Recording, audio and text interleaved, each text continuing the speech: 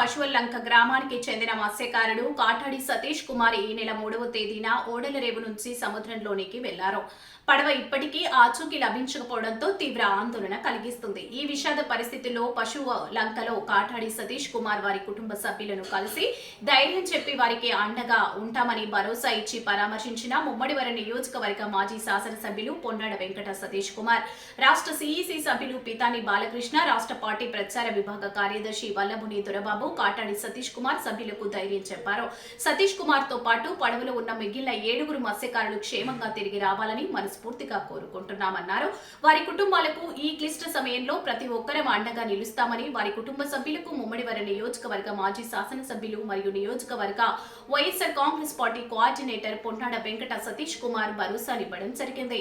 మాజీ ఎమ్మెల్యే పొన్నాడ సతీష్ కుమార్ తో పాటు పితాని బాలకృష్ణ, సుంకర నాగబాబు, దూలిపూడి నాగు, కోటమి, సాల్మాన్ రాజు, చింతలపూడి కోటేశ్వరరావు, కావూరి శ్రీనివాసరావు, గోడి రాంబాబు, పాము అర్జునరావు, మోర్తా సురేష్, సంగాడి శ్రీను, చింత చిన్నయ్య, చింత శ్రీను, సకిలే జ్యోతిబాబుతో పాటు స్థానిక నాయకులు, కార్యకర్తలు పాల్గొన్నారు. తిరుపతి ఎంపీ లెటర్ పెట్టారు. ఎవరికి? అమిత్ షాకి పెట్టారు, రాజ్నాథ్ సింగ్ కూడా పెట్టారు. ఇద్దరికి కూడా. అంటే ఒకవేళ కానీ ఏమైనా మిస్ అయ్యారని అనుమానం ఉంటే మటుకు వెతకాలని చెప్పేసానంటే ఆల్రెడీ సర్చ్ ఆపరేషన్ కూడా జరుగుతుంది. అంటే ఇది ఏ డైరెక్షన్ తెలియదు. పారాదీప్ మీదుగా వెళ్ళారనేది సమాచారం సార్. పారాదీప్ పంపించాను సార్. ఆల్రెడీ పారాదీప్ వెళ్ళారు, ఒరిస్సా వెళ్ళారు, వైజాగ్ వెళ్ళారు.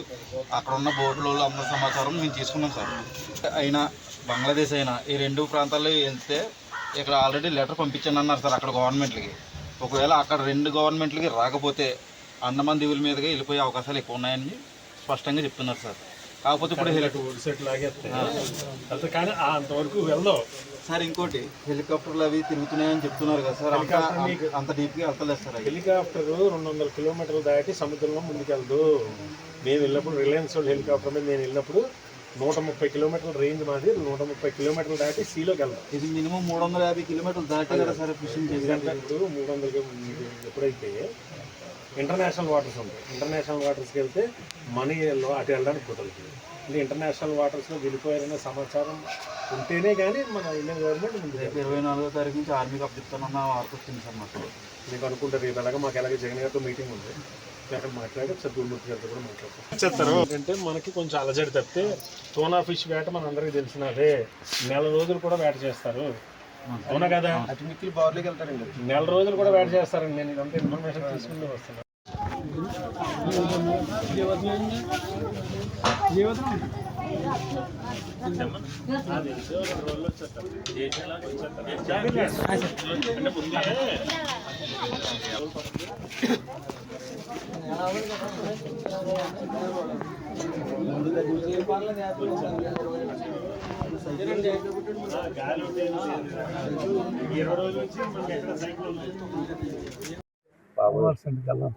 అందరికీ నమస్కారం. ఏదైతే మన అంబేద్కర్ కోనసీమ జిల్లా ఓడలరేవులో ఏదైతే ఫిషింగ్ బోటు మిస్సింగ్ అనే వార్త ఏదైతే వస్తుందో దానికి సంబంధించినటువంటి ఎవరైతే కుటుంబాలు ఉన్నాయో, ఎవరైతే ఫిషర్మ్యాన్కి సంబంధించిన కుటుంబాలు ఉన్నాయో, ముమ్మడివరం నియోజకవర్గం సంబంధించి పశువులంక గ్రామంలో ఒకతను, అలాగే బలుస్తిప్పకి సంబంధించినటువంటి వ్యక్తి ఒకతను, అలాగే 2 ఓడలరేవుకి సంబంధించి, ఒకళ్ళు కొమ్మరగిరిపట్నం, ఒకళ్ళు రామేశ్వరానికి సంబంధించినటువంటి 7 ఫిషర్మ్యాన్ ఈ బోటు మీద ఫిషింగ్ వెళ్ళడం జరిగింది. దానికి సంబంధించి ఆచూకీ లభ్యం కావలేదు ఇప్పటి వరకు కూడా. సుమారు 20 రోజులు కావస్తుంది. సుమారుగా ఈ 20 డేస్ అయిన తర్వాత కుటుంబ సభ్యుల్లో ఆందోళన అనేది మన అందరికీ తెలిసినదే. ఎవరైతే వాళ్ళ కుటుంబ సభ్యులు ఉంటారో వాళ్ళందరూ కూడా ఆందోళన చెందుతున్నారు. ఈ ఫిషర్మ్యాన్ అంటే సాధారణంగా ఈ ఫిషింగ్ వెళ్ళినప్పుడు వారం నుంచి 10 రోజులు మాత్రమే ఫిషింగ్ చేస్తూ ఉంటారు. సాధారణంగా వీళ్ళు వెళ్ళింది టూనా ఫిష్ ఫిషింగ్కి వెళ్ళారు వీళ్ళు. అంటే టూనా ఫిష్ అంటే సుమారుగా 150 నుంచి 200 కిలోమీటర్ల లోపలికి వెళ్తేనే కానీ ఈ ఫిషింగ్ జరిగే పరిస్థితి ఉండదు. ఇది వెళ్ళి రావడానికి సుమారుగా అంటే 150 నుంచి 200 కిలోమీటర్లు ప్రయాణం చేసి అక్కడ ఫిషింగ్ చేసి రావడానికి 10 నుంచి 15 రోజుల వరకు కూడా ఈ టైం తీసుకునే పరిస్థితి ఉంటుంది. ఒక్కోసారి ఫిష్ క్యాచ్ బాగున్నట్టయితే వారం రోజులకే తిరిగి వస్తూ ఉంటారు. ఇవాళ సుమారుగా ఈ వేళకి సుమారుగా 20 రోజులు కావస్తుంది. ఇప్పటి వరకు కూడా వాళ్ళు తిరిగి రాకపోవడంతో కుటుంబ సభ్యులందరూ కూడా ఆందోళన చెందడంతో ప్రభుత్వం దృష్టికి తీసుకెళ్లారు. వాళ్ళు కూడా సర్చ్ ఆపరేషన్ మొదలుపెట్టారు.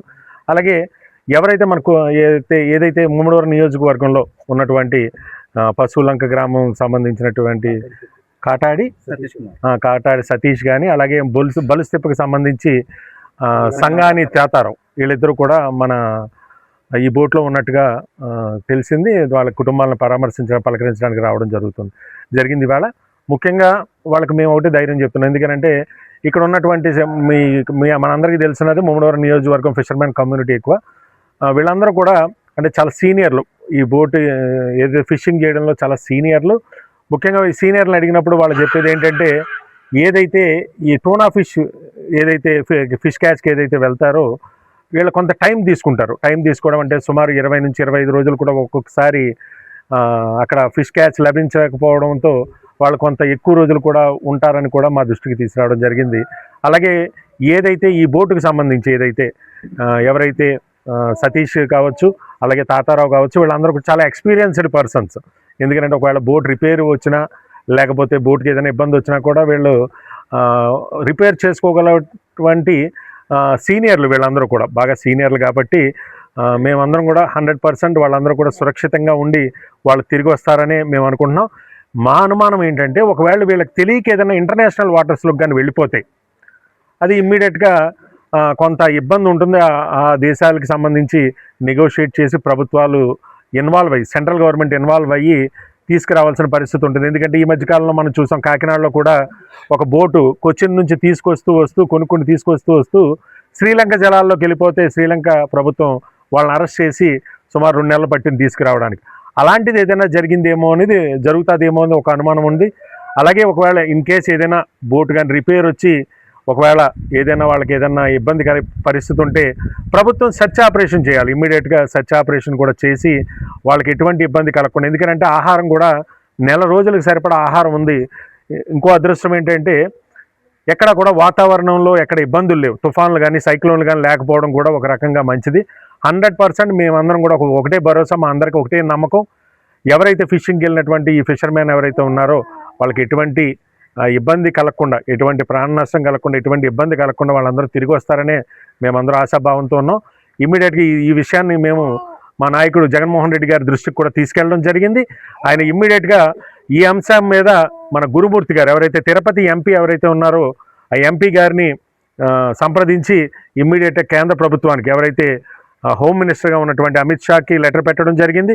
అలాగే రక్షణ మంత్రి ఎవరైతే రాజ్నాథ్ సింగ్ గారికి కూడా లెటర్ పెట్టి ఇమ్మీడియట్గా ఈ సెర్చ్ ఆపరేషన్ కూడా చేయమని చెప్పి వాళ్ళు చెప్పడం జరిగింది. దాని మీద ఇప్పటికే ప్రభుత్వం ఆ సెర్చ్ ఆపరేషన్స్ కూడా జరుగుతున్నాయి. 100% ఇవాళ ఎవరైతే 7 ఎవరైతే ఫిషర్మెన్ ఎవరైతే ఫిషింగ్కి వెళ్ళారో, బతుకు తెరువు కోసం ఎవరైతే వెళ్ళారో వాళ్ళందరూ సురక్షితంగా వస్తారని పూర్తి ఆశాజనకంగా మేము ఉన్నాం. వస్తారని కూడా భావిస్తూ ఖచ్చితంగా భగవంతుడు ఆ కుటుంబాలకి ఒక మనోధైర్యాన్ని వచ్చే వరకు ఆ మనోధైర్యాన్ని ఇవ్వాలని చెప్పి మనస్ఫూర్తిగా కోరుకుంటున్నాం.